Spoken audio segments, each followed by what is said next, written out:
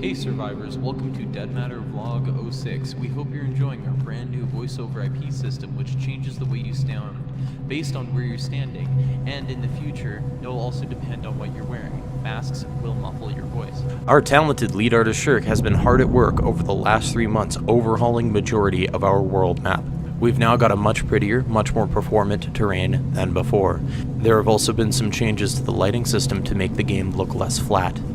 Shirk has also replaced some foliage that was once a placeholder. Now all of our foliage is made fully in-house, and it looks a lot better than what we had before. We are starting to rapidly build up our points of interest across the world. However, we felt that Endgame needed something a little extra, a little procedural. We have now added procedural bunkers that will be scattered throughout the map. The generation is seed-based and is tied to the server that you are currently connected to.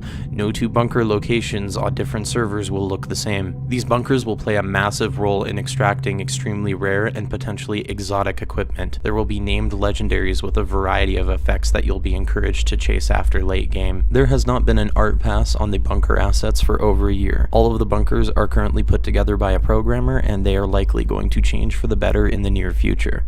Nomad has also finished his Nira camp from the last development update, and all of the assets associated with it. We're really excited to start spreading these around the world. Certain random areas will also become quarantine zones that will be deadly, yet bountiful sources of gear and equipment. Our programmer has added a basic ladder system. You can now climb up any ladder that you see in-game. This includes step ladders that you can carry around and place down. These can be used to access vantage points or to gain access to otherwise restricted looting areas. We're really excited to see some of the shenanigans that our player base will be getting into with these. We've now got some new weapons. First up is the AKS-74U. This submachine gun is the little brother of the AK-74. It packs quite a punch and excels at close quarter combat. Our second addition to the submachine gun category is the MP7. Which is a sweet little submachine gun that it features a folding stock. When the stock is collapsed, the item will also take up less room in your inventory. Weapons that have magazines attached also take up more room in the inventory. Last but certainly not least, the shotgun. Our talented animator, the shiny Haxorus, has put a lot of work into the shotgun. It fires 12 gauge shotgun shells, has a capacity of 8 shotgun shells, and is also one of the most modular weapons in the game. We've also tweaked some of our weapon mechanics. Instead of firing bullets from the player's eyes, weapons will now fire from the physical muzzle. This will make it much more difficult to fire from the hip. We're also adding a new pair of Mosin Nagants. We weren't really happy with our previous iterations. They lacked a lot of the qualities that we desire. We feel that these are a much better fit for the game. You can now push back zombies with a melee bash or use a bayonet if your weapon has one. This is to help with crowd control when you're starting to feel overwhelmed by the undead surrounding you. There are now some new melee weapons in the game. In fact, there's now 26 total, starting at the crowbar, the tire iron, a pair of bolt cutters, a broom, a hatchet, an oar, a rake, a sledgehammer, a mattock, a kayak paddle, and much more. Some of these will be moved to a different animation set at a future date. We're aiming for functionality first because we need a lot of these in-game in order to start building mechanics off of them. Picking up items has been refined. There is now a casting time for picking up heavy items, which is influenced by your character's current limb health. Broken hands will ruin your dexterity and make quick tasks, such as opening a flashlight to insert some batteries, a much more tedious task. You can now place items that you're carrying by pressing B, or to place any item, you can use the place option from the item drop-down menu. Certain items will behave as containers once they are placed, and you'll even be able to move certain containers after they've been filled, such as the cooler. Casting time has been added to most actions within the inventory, such as turning a flashlight on and off, opening sub-containers, removing magazines from weapons, and having a good old swig of diesel. There is a new ragdoll state that we've added. It is triggered by going unconscious, or can be triggered manually. We've included the ability to voluntarily fall over, since players can carry players that are in a ragdoll state. You can also use a pistol when you're carrying a different player. However, you will not be able to reload your pistol, so keep it in mind when reaching for your Makarov. Plan accordingly. we've now got a new set of third-person animations that look a lot better than our old ones. We've also got some animations for carrying large objects in third person. Keep in mind that a lot of these objects will slow you down when you're carrying them. We've made some progress on our medical system by implementing our new limb health system. In Dead Matter, your limb health is currently separated from your blood, which currently acts as overall player health in Dead Matter. Only bleeding will truly affect how close you are to death. However, being forced to walk everywhere due to a sprained ankle is something that cannot be ignored in the zombie apocalypse. Your life depends on it. We've also implemented a nutrition system. While it's not a requirement to fulfill all of your macronutrient or vitamin requirements, there are benefits for doing so without any penalties for failing to do so long as you remember to eat and drink. You can now shoot any jerry can or propane tank item. This also applies to when they are being carried. Keep in mind that damage from these can cause a chain reaction. The same goes for the fuel trailer. We care about our world and making sure that it feels lived in. We've added a way for you to read newspapers in-game. In the near future, we'll be adding multiple newspaper collections in order to provide a way for survivors to piece together the events leading up to the outbreak. Nomad has helped get a new van ready for gameplay. It has room for up to 4 and can be equipped with some upgrades that allow you to store a ladder and some camping supplies on the roof, or a tire on the back of the van that you can be used to repair it if you accidentally run over a spike strip. We're still working on the mechanics behind this in order to add an element of risk-reward for when you decide to fix your tires. There are now greenhouses which will allow you to grow food all year round. Just keep in mind that they'll likely be a target for bandits during the winter. In the future, we'll be allowing survivors to build their own greenhouse, alongside some additional structures, such as a guard tower and some log wall fences. If you want to get your own road named after you, or get a personalized hockey jersey, all while supporting Dead Matter, head on over to our Indiegogo page. There's a wide variety of ways to support us and some really cool once-in-a-lifetime perks for doing so. Show us some love via social media, Twitter, Facebook, our forums, and our community Discord, which is extremely active. We're a tiny, no bullshit team. Our goal is to make a damn good survival game that we actually want to play. And while we're not great project managers, we're good game developers, and we strive to continue to deliver regular updates and interact with our community. Listening to your feedback enables us to make a better game, so please stop by our forums or our Discord. We care about feedback and we listen to it. Thank you for watching this to the end. We truly appreciate your support.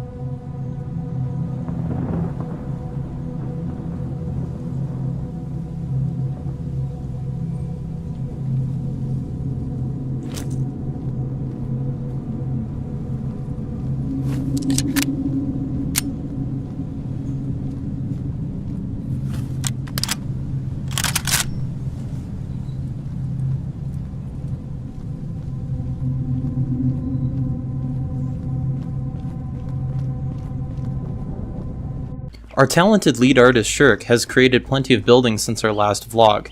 We've got a new set of cabins, as well as a new set of public toilets to go with them. We care about all of the details, especially number 1 and 2. Shirk has also created some super awesome commercial warehouses. They're perfect if you're looking for some crafting supplies, or if you're looking for a medium-sized shelter for your group of survivors. Shirk has also created a church which will be found throughout our map, featuring a hidden office as well as a bell tower. Shirk has also done another pass on the police station, mainly focusing on the basement area, which now includes an armory, one of the most reliable sources for mid-tier weapons and gear. I'll stop talking for a second to let you take in the atmosphere.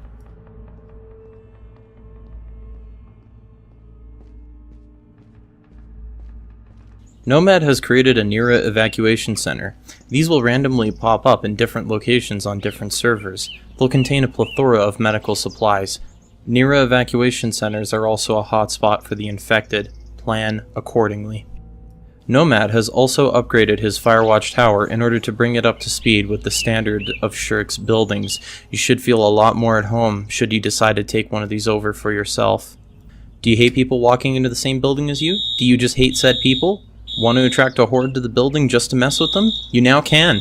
If someone pulls the alarm on you, you can just reset it from the control panel. Our weapon and camera systems have received another pass. We now have an adaptive peeking system to ensure that you can always see your target when aiming down sights from behind cover. We've now implemented a proper set of reload animations for the Mosin Nagant, including a stripper clip reload. Scopes, holographic sights, and red dot sights have all received their first implementation. They are close, but not final, and we will be doing a polished pass in the future to address this. Our talented animator, the Shiny Haxorus, has been adding 6 new weapons to the game. They're not finished just yet, but they're close enough that we feel comfortable showing them off. The HR-75, the best gun to come out of Croatia since 1975. The HP-9, a pistol commonly found in military loot areas. This one is a personal favorite of mine. AK-74, accurate, reliable, Russian, enough said. The Makarov, renowned for being a tier 0 pea shooter, and in Dead Matter it's not much different. It's got 8 rounds, shoots 9mm, and doesn't really pack a punch. The E92, commonly used by the US as well as some Canadian armed forces. This weapon will be commonly found in helicopter drops. It's got a 15-round magazine and it's pretty sweet. Last, but certainly not least, the Wood Axe. Still a work in progress, but once completed, this will unlock the door to us rapidly adding any backlogged melee weapons that can utilize the same animation set. Construction signs have been added to the game. Want to get your trading career off the ground? Some of these signs can be towed with a vehicle, and you'll be able to set the text that appears on the screen. There have been plenty of minor changes to our inventory system. Along with the new UI from our last development vlog, you can now place objects onto the ground. In the future, you'll be required to set up the tent after it is placed on the ground. Item organization just got a little bit better, as you can now store items in subcontainers which allow easier management of your inventory as well as a slight bonus to your overall carry capacity. You can now pick up large objects such as jerry cans, metal, and wood sheets for barricading, propane tanks for barbecues, and much more. This is a very early implementation of a generic system that we'll be forging a lot of gameplay elements from. Our old doors sucked, so we went and made some new ones.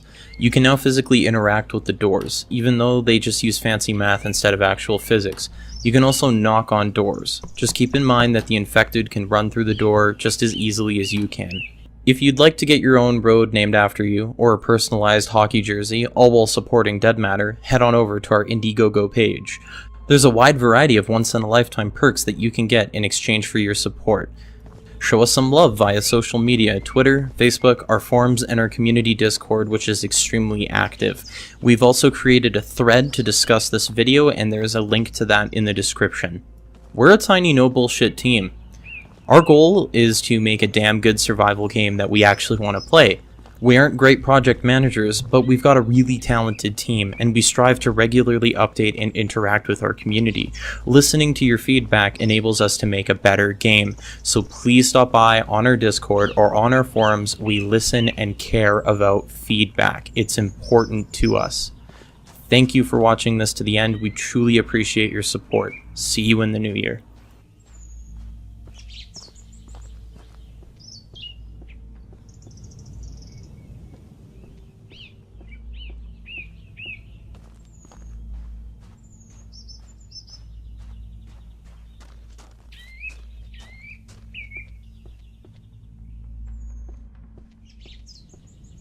The team has been extremely busy over the last few weeks, and we're excited to show you what we've been up to. Our lead artist has completed a polish pass on a collection of commercial buildings. We've now got a pizzeria, complete with enough leftover ingredients to keep a group of survivors fed for a week. A clothing store, with plenty of clothes and no food at all. A mattress store, useful for single player and co-op where your survivor will be required to sleep.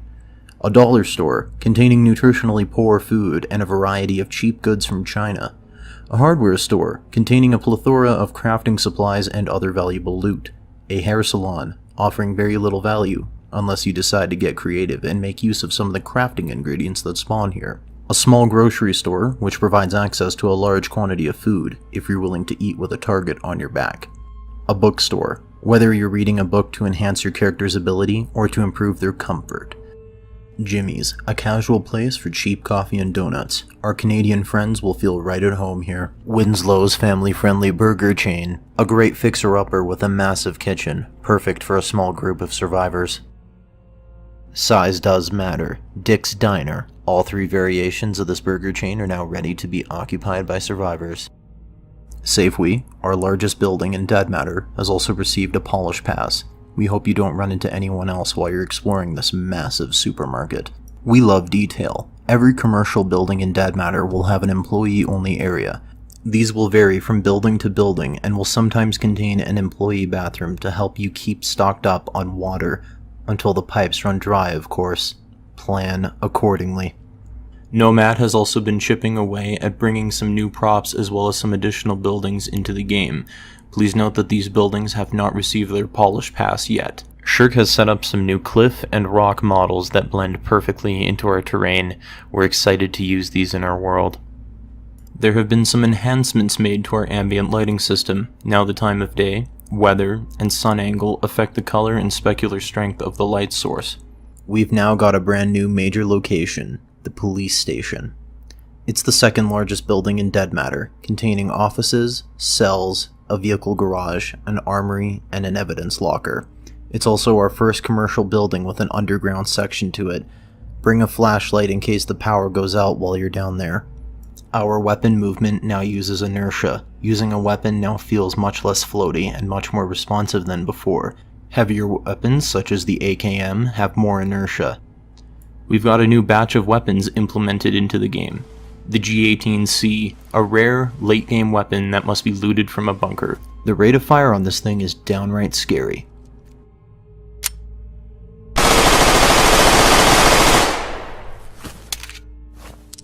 The 1911, American as apple pie and extremely satisfying to use.